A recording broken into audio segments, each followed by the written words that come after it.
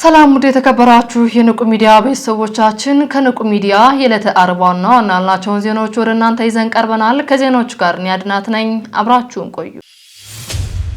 ሀገረ ስብከቱና የመንግስት ከፍተኛ የጸጥታ አካላት በቦታው ተገኝተው መነኮሳትን አጽናኑ። እንደሚከተለው ይቀርባል። የምዕራብ ሐረርጌ ሀገረ ስብከት ሊቀ ጳጳስ ብፁዕ አቡነ እንጦንስ የሀገረ ስብከቱና የመንግስት ከፍተኛ የጸጥታ አካላት የስራ ኃላፊዎች በአሰቦት ደብረ ቅድስት ሥላሴና አቡነ ሳሙኤል አንድነት ገዳም ተገኝተው ገዳማውያን አጽናንተው የጋራ ውይይትም አድርገዋል። በ13ኛው መቶ ክፍለ ዘመን በተመሰረተው በአንጋፋውና ታሪካዊ በአሰቦት ደብረ ቅድስት ሥላሴና አቡነ ሳሙኤል አንድነት ገዳም በብፁዕ አባታችን አቡነ እንጦንስ የምዕራብ ሐረርጌ ሀገረ ስብከት ሊቀ ጳጳስ የሀገረ ስብከቱ ዋና ስራ አስኪያጅ ሊቀ ሕሩያን ቆሞስ አባ ፍቅረ ዮሐንስ ብርሃን፣ የሀገረ ስብከቱ ዋና ጸሐፊ መምህር ቴዎድሮስ አለሙ፣ የምዕራብ ሐረርጌ ዞን ፖሊስ መምሪያ ኃላፊ ኮሚሽነር ወንድሙ አጥናፍ፣ የምዕራብ ሐረርጌ ዞን የጸጥታና አስተዳደር ዘርፍ ኃላፊ አቶ አብዱላ ሙሜ፣ ኢንስፔክተር ታምሩ፣ የሚኖሶ ወረዳ ፖሊስ ወንጀል መከላከያ ኃላፊና የገዳሙ አባቶች ማህበረሰብ በተገኙበት የማጽናኛና የጋራ ውይይት መርሃ ግብርም አከናውነዋል። በግፍ ሰማዕትነትን የተቀበሉ የአሰቦት ደብረ ቅድስት ሥላሴና አቡነ ሳሙኤል አንድነት ገዳም አባ ዜና ከተሰማ ጊዜ ጀምሮ የምዕራብ ሐረርጌ ሀገረ ስብከት ዘላቂ ሰላም መፍትሄ በሚገኝበት ዙሪያ ከከፍተኛ የዞንና ከወረዳ የመንግስት ኃላፊዎች ጋር ከጥር 30 ጀምሮ ክትትልና ውይይት በማድረግ መሰረታዊ አቅጣጫ በማስቀመጥም ሲሰራ ቆይቷል። ትናንትና የካቲት 5 ቀን 2018 ዓ.ም በሀገረ ስብከቱ ልዑክና በዞኑ ከፍተኛ የመንግስት የጸጥታ አካላት ኃላፊዎች የተመራው ጉዞ በአሰቃቂ ሁኔታ የሰማዕትነትን ጽዋ በተቀበሉበት አባት ምክንያት ልባቸው የተሰበረ እንዲጠገን ያዘኑ መጽናናትን እንዲያገኙና እንባቸው የፈሰሰ እንዲታበስ መርሃ ግብሩ የተካሄደ ሲሆን ሰፊ ውይይትም ከገዳማውያን አባቶችና ከአካባቢው ማህበረሰብ ጋር ተካሂዷል። በውይይት መሰረትም አቅጣጫዎችም ተቀምጠዋል። አንደኛ፣ በዘለቄታ ገዳሙና አካባቢውን በጸጥታ አካላት እንዲጠበቅና የጥበቃ ስራ እንዲሰራ ቃል ተገብቶ ስራም ተጀምሯል። ሁለተኛ፣ ለገዳሙ የጥበቃ አካላት የአቅም ግንባታና ስልጠና እንዲሰጥ። ሶስተኛ፣ ለገዳሙ ተጨማሪ የጥበቃ መሳሪያ እንዲሰጣቸውና በአባቶች የቀረበ ሲሆን የገዳሙ የጥበቃ ስራ እንዲያጠናክሩ ቃል በመግባትና የመፍትሄ አቅጣጫዎችን በማስቀመጥ የተጠናቀቀ ሲሆን የገዳሙ አበምኔትና ገዳማውያኑ በዚህ አስቸጋሪ ጊዜ ገዳማውያኑን ለማጽናናት የተገኙ የሀገረ ስብከቱና የዞኑ ከፍተኛ የመንግስት የጸጥታ አካላት ኃላፊዎች አባቶች አመስግነው በገዳሙ ሐረጋውያንና አባቶች ጸሎተ ማርያም ተደርጎ የዕለቱ ውይይትም ተዘግቷል። ብፁዕ አቡነ ሪያቆስ ሊቀ ጳጳስ ለ26 የአብነት ተማሪዎች ስልጣነ ክህነት ሰጡ። ተጨማሪ አለ። ብፁዕ አቡነ ሪያቆስ ሊቀ ጳጳስ በሆሳዕና አዳሪ የአብነት ትምህርት ቤት ለሚማሩ 26 የአብነት ተማሪዎች ስልጣነ ክህነት ሰጡ።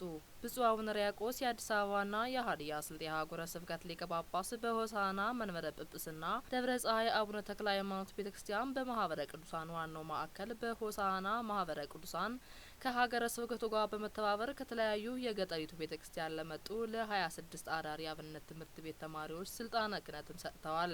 ማዕረገ ክህነት ከተቀበሉት አገልጋዮች በሆሳዕና መንበረ ጵጵስና ደብረ ገነት ቅድስት ማርያም ቤተክርስቲያን እየተማሩ የቆዩ መሆናቸው የተገለጸ ሲሆን በዕለተ ማዕረገ ክህነት ሊቀበሉ ሲመጡ በብፁዕ አቡነ ሪያቆስ መመሪያ ሰጭነት በሀገረ ስብከቱ ደረጃ ተፈትነው ያለፉ መሆናቸውን የሀገረ ስብከቱ የካህናት ክፍል ገለጻም አድርጓል። በመሆኑም በዕለቱ 4 ዲያቆናት የቅስና እንዲሁም 22 ደቀ መዛሙርት ደግሞ የዲቁና ማዕረግም ተቀብለዋል። ብፁዕ አቡነ ሪያቆስ የአዲስ አበባና የሀዲያ ስልጤ ሀገረ ስብከት ሊቀ ጳጳስ ክህነት ለተቀበሉ አገልጋዮች ቡራኬ የሰጡ ሲሆን ብፁዕነታቸው አባታዊ ቡራኬያቸውን እግዚአብሔርን በመፍራትና በቀና ልቡኖ ማገልገል እንደሚያስፈልግ ያሳሰቡ ሲሆን የተቀበሉትን የክህነት ክብርና ሕይወት በስርዓትና በአግባብ እየተመላለሱ መጠበቅ እንደሚገባቸው አባታዊ መልእክታቸውንም መክረዋል። በተያያዘ ዜና በአፋር ሀገረ ስብከት የአዋሽ አርባ ደብረ ሀራ ቅዱስ ሚካኤል አቡነ አረጋዊ አንድነት ገዳም አዳሪ አብነት ትምህርት ቤት ደቀ መዛሙርትን ማስመረቀ። የአፋር ሀገረ ስብከት የአዋሽ አርባ ደብረ ሀራ ቅዱስ ሚካኤል አቡነ አረጋዊ አንድነት ገዳም አዳሪ አብነት ትምህርት ቤት ትምህርታቸውን ለ2 ዓመት ተከታትለው ለጨረሱ 20 ደቀ መዛሙርት የሀገረ ስብከቱ ሊቀ ጳጳስ ብፁዕ አቡነ ዳንኤል በተገኙበትም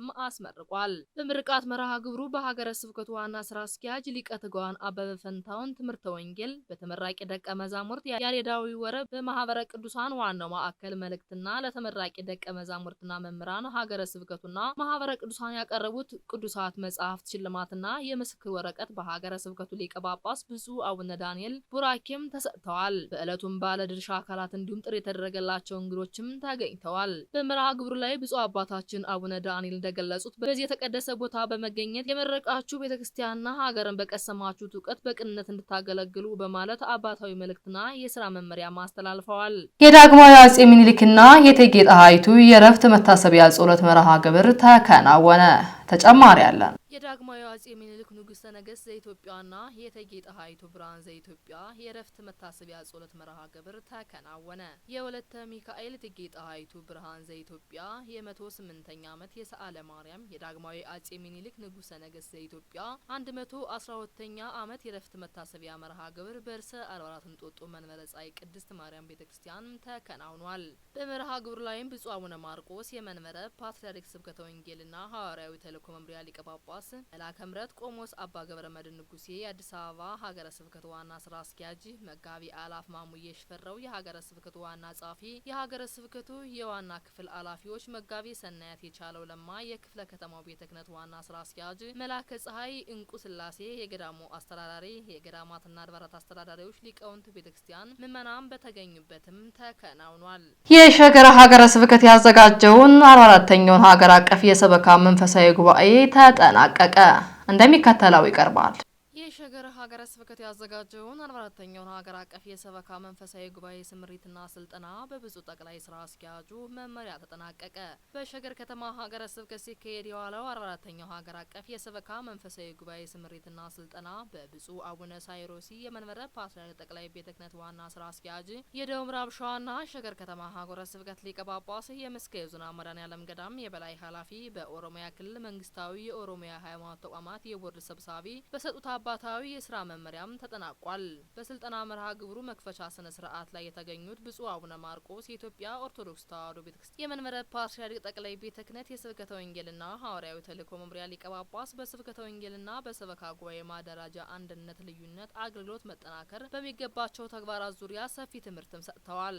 በመቀጠልም ክቡር መምህር ቆሞስ ዶክተር አባ ቃለ ጽድቅ ሙሉጌታ የመንበረ ፓትርያርክ ጠቅላይ ቤተ ክህነት ጽሕፈት ቤት የሰበካ ጉባኤ ማደራጃ መምሪያ ኃላፊ ለጉባኤተኞቹ ዘመኑን የዋጀ ሁለንተናዊ ቤተክርስቲያን አስተዳደር በሚል ርዕስ ስልጠና የሰጡ ሲሆን በመምህር ለሜሳ ጉተታ በኩል ደግሞ ሪፖርት አቀራረብ እንዲሁም በሊቀ ሕሩያን ፍስሐ ጽዮን አደመ ትንሳኤ የርማት ክፍል ኃላፊ ዘመኑን የዋጀ ሁለንተናዊ ቤተክርስቲያን አስተዳደር በሚል ርዕስ ስልጠና ተሰጥቷል። ከሰዓቱ ፕሮግራም ደግሞ የሚዲያ አጠቃቀምና መንፈሳዊ ሕይወት በሚል ርዕስ ክቡር መምህር ቆሞስ ዶክተር አባ ቃለ ጽድቅ ሙሉጌታ የመንበረ ፓትርያርክ ጠቅላይ ጽሕፈት ቤት የሰበካ ማደራጃ መምሪያ ኃላፊ በስፋትና በጥልቀት ስልጠናውን ሰጥተዋል። በመጨረሻም የስልጠናው ተሳታፊ በብፁዕ ጠቅላይ ስራ አስኪያጁ አመራር ሰጭነት ባለፉት 6 ወራት የተሰሩ ዘርፈ ብዙ የልማት ስራዎችን በተመለከተ የተሰማቸውን ደስታና አድናቆት በመግለጽ በብፁዕነታቸው አመራር ሰጭነት በማዕከል ደረጃም በሆነ በሀገረ ስብከቱ በኩል የተከናወነ የሚገኙ ስራዎችን የብፁዕነታቸውን አርቆ አሳቢነት ሁሉም ሰራተኛ በአባታዊ ዓይን በመመልከትና አገልጋዮችን እንዳይራቡና እንዳይጠሙ በማድረግ አገልግሎታቸውን በፍቅር እንዲያከናውኑ በማድረግ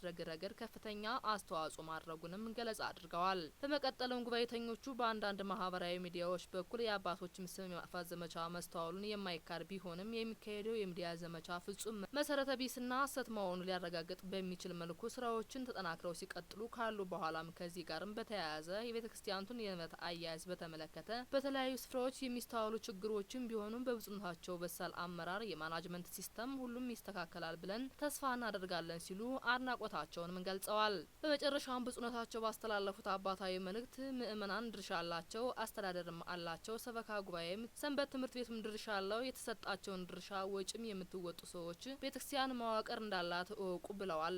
በማያያዝም ከቤተክርስቲያን መዋቅር ውጭ የምትንቀሳቀሱ ሰዎች ካላችሁ የቤተክርስቲያኗን ቃለ ዓዋዲ በአግባቡ ማወቅ አለባችሁ በማለት ቃለ ምዕዳን ቡራኬም ሰጥተው የመርሃ ግብሩ ፍጻሜም ሆኗል። የካቲት 6 ቀን 2018 ዓ.ም ከንቁ ሚዲያ ደረሰላችሁ ዜናዎችን ይመስሉ ነበር። ቀሪዎቹን ከቀሪ የንቁ መርሃ ግብሮች ጋር አብራችሁ ቆዩ እያልን እኛ ከሁሉ ተሰናበትናችሁ። ሰላም እግዚአብሔር ከእናንተ ጋር ይሁን። ቸር ሰንብቱ። ንቁ ኦርቶዶክስ ተዋሕዶ የጸሎትና የንስሐ መርከብ ማህበር በእግዚአብሔር ፈቃድ በወንድማችን የኔነ ተስፋዬ አስተባባሪነት ከተመሰረተ ጊዜ ጀምሮ ከሚሰጣቸው ዘርፈ ብዙ መንፈሳዊ አገልግሎቶች መካከል የሐዋርያዊ አገልግሎትና ያሬዳዊ ዝማሬዎች አንዱ ነው። በዚህ ክፍል የኦርቶዶክሳዊ ተዋሕዶ ቤተክርስቲያንን ዶግማና ቀኖና የጠበቁ ኦርቶዶክሳዊ ለዛ ያላቸው ለነፍስ እረፍትን የሚሰጡ ወቅታዊና ዘመኑን የዋጁ ስብከቶችና ያሬዳዊ ዝማሬዎችን በመላው ዓለም ለሚገኙ ተመልካቾቹ በንቁ ሚዲያና በኢትዮ ማህበር የዩቲዩብ ቻናል እያቀረበ ይገኛል። አገልግሎቱ በመላው ዓለም ለሚገኙ አማኞች ተደራሽ እንዲሆን በየዕለቱ የሚለቀቁ ስብከቶችንና መዝሙሮችን ላይክና ሼር ያድርጉ። እንዲሁም የዩቲዩብ ቻናላችንን ሰብስክራይብ በማድረግ የዚህ ታላቅ አገልግሎት ባላሻራ ይሁኑ። ንቁ ሚዲያ ርቱ የቤተ ክርስቲያን ልሳን